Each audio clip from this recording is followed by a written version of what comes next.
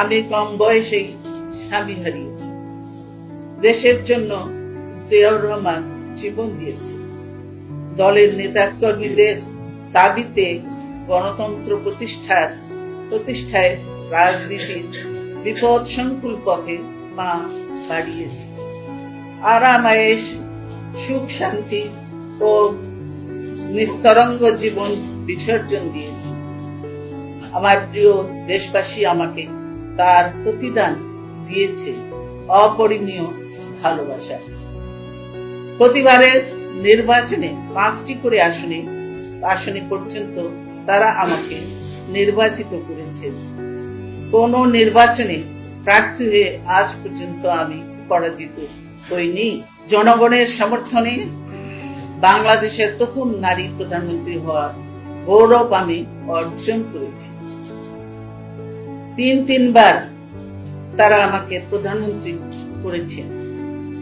এখনো আমি দেশের যে প্রান্তেই চাই, উচ্ছ্বসিত জোয়ারে আমি তাদের ভালোবাসায় অভিষিক্ত হই। আমি রাষ্ট্র পরিচালনায় কিংবা বিরোধী দলে যেখানেই থাকি, এই জনগণ প্রতিটি সুখে দুঃখে শান্তিতে সংগ্রামে আমার সাথী হয়। আমি তাদের প্রতি কৃতজ্ঞ।